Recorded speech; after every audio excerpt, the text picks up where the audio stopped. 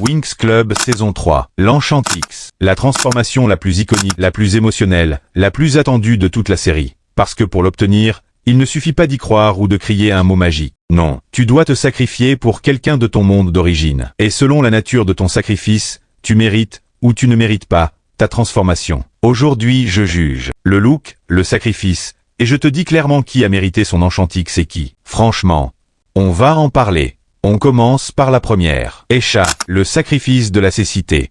Escha est la première des Winx à obtenir son Enchantix. Et d'entrée, la barre est posée très haut. Voilà ce qui s'est passé. Valtor l'a rendue aveugle. Elle avait la possibilité d'utiliser la magie pour se soigner et retrouver la vue. Mais à ce moment précis, sa tante, la reine Lija, grièvement blessée, avait besoin de soins urgents. Escha a choisi de guérir sa tante plutôt qu'elle-même. Elle a sacrifié sa propre vue, potentiellement pour toujours, pour sauver quelqu'un d'autre. Et c'est là que ça devient fort. Elle ne savait pas si elle retrouverait la vue un jour. Elle a fait ce choix dans l'obscurité totale, au sens littéral. Et c'est ce sacrifice sincère, immédiat et douloureux qui a déclenché sa transformation.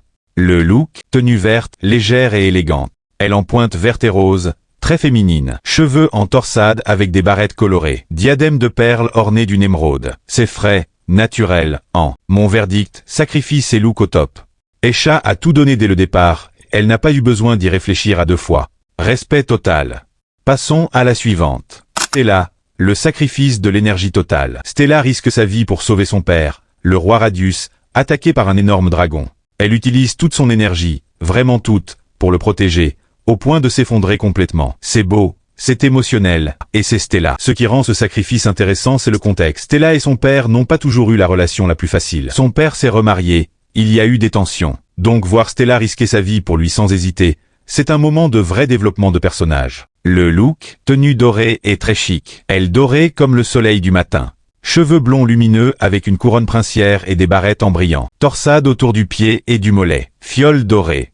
C'est Stella dans toute sa splendeur, solaire, royale, éblouissante. C'est le meilleur look Enchantix de toute la série. Point final. Mon verdict, Stella a livré visuellement et émotionnellement. Elle méritait. On continue. Musa, le sacrifice le plus discuté. Musa sauve la princesse Galatea d'un incendie dans la bibliothèque d'Alphéa. Elle affronte les tris et les flammes pour libérer une fille qu'elle connaît à peine. Et c'est là que le débat commence. Parce que techniquement, Galatea vient de Mélodie, la planète de Musa. Donc la règle est respectée. Mais dans les faits, est-ce que risquer sa vie dans un incendie pour quelqu'un qu'on ne connaît pas vraiment, c'est suffisant pour une transformation aussi puissante que l'Enchantix? Beaucoup de fans ne sont pas convaincus. Et honnêtement, je comprends.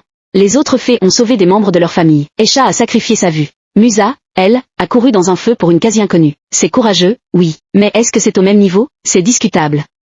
Le look, tenue rose et bordeaux, légère et musicale. Elle lilas transparente et délicate. Cheveux plus longs avec des ornements. C'est joli, ça lui ressemble. Mais c'est peut-être le look Enchantix le plus discret du groupe. Mon verdict, Musa est celle dont l'Enchantix a été le plus remis en question par la communauté, et pas sans raison. Courageux mais pas aussi déchirant que les autres. Celle d'après, c'est ma préférée. Flora, le sacrifice de la petite sœur. Flora sauve sa petite sœur Mille qui se noie dans l'escalier d'eau empoisonnée. Elle plonge sans hésiter dans une eau toxique pour la et ça, c'est de la vraie émotion. La relation entre Flora et Mille est une des plus touchantes de la série. Mille est venue à Alphéa sans que personne ne le sache, juste pour voir sa grande sœur. Et quand elle se retrouve en danger, Flora n'a même pas une seconde de doute. Elle plonge. C'est instinctif, c'est pur, c'est maternel. Et le fait que l'eau soit empoisonnée, qu'elle risque non seulement de se noyer mais aussi d'être intoxiquée, ça ajoute une couche de sacrifice réel et physique. Le look, tenue verte et florale, légère et féminine. Grandes ailes vertes avec des reflets orangés. Cheveux longs ornés de fleurs. Sandales ornées de pierres. Précieuses. C'est Flora à 100%,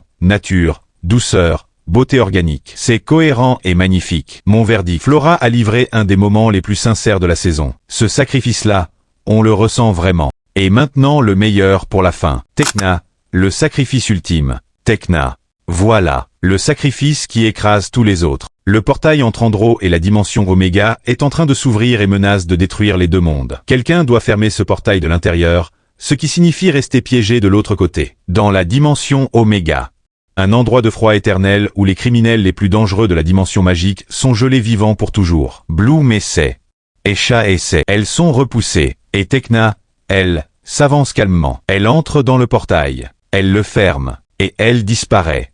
Elle ne risque pas de mourir. Elle accepte de disparaître pour toujours. C'est pas un sacrifice émotionnel. C'est pas risquer sa vue ou plonger dans de l'eau toxique. C'est dire au revoir à ses amis, à Sky, à tout le monde, et marcher vers une prison de glace éternelle pour sauver une dimension entière. Et le pire, elle le fait calmement, sans crier, sans dramatiser. Juste, elle avance, parce que c'est logique de le faire. C'est le personnage de Tecna dans toute son essence. Le look, tenue high-tech lilas et vert. Elle lilas aérodynamique avec des pendentifs pour la poussière de fée. Cheveux courts ornés d'accessoires technologiques. Torsade aux pieds. C'est unique, futuriste, et complètement elle. Mon verdict, Tecna a le sacrifice le plus fort de toute la série. Personne ne discute ça. Et on termine avec le cas le plus compliqué. Bloom, l'Enchantix qui divise. Bloom. La protagoniste, celle autour de qui tourne toute la série. Et pourtant, son Enchantix est officiellement incomplet. Voilà pourquoi Bloom n'a pas suivi les règles. Au lieu de sauver quelqu'un de Domino, sa planète d'origine, elle a médité sur la planète Pyro avec la sorcière Maya et a forcé sa transformation par la seule force de sa volonté et de sa croyance en elle-même. Elle n'a pas fait de sacrifice réel. Elle a juste décidé de se transformer. Et la série elle-même l'a punie pour ça. Faragonda le dit clairement. L'Enchantix de Bloom est dangereusement incomplet. Elle ne peut pas se miniaturiser. Ses pouvoirs sont instables. Elle dépense plus d'énergie que les autres pour les mêmes résultats. Elle peut s'évanouir en plein combat. Elle obtiendra finalement un Enchantix complet dans le film, en détruisant Mandragora avec l'aide de Sky et de Daphné, et en libérant Domino. Mais pendant toute la saison 3, elle tourne avec une version bâclée de la transformation.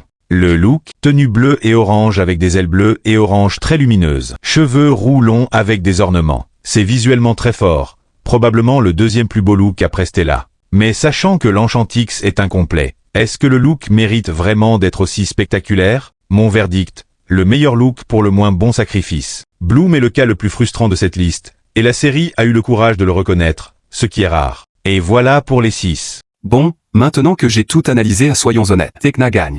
Sans discussion. Elle a marché vers une prison de glace éternelle avec le sourire. Personne n'approche ça. Juste derrière elle, et chat. Parce que sacrifier sa vue dans l'obscurité totale sans savoir si tu vas la retrouver un jour, c'est un autre niveau de courage. Flora 3e pour moi. Ce moment avec Mille m'a mis quelque chose dans le cœur que je n'oublie pas. Stella 4e. Son sacrifice était beau, et le contexte avec son père rendait ça encore plus fort. Musa, je l'aime vraiment, mais honnêtement son Enchantix est celui qui me convainc le moins. Un incendie pour une quasi-inconnue c'est courageux, oui, mais ça n'a pas le même poids. Et Bloom, on va pas se mentir. Elle n'a pas joué le jeu. Elle a forcé une transformation qu'elle n'avait pas méritée et la série elle-même lui a dit. Un Enchantix incomplet c'est le résultat de zéro sacrifice et ça ne s'invente pas.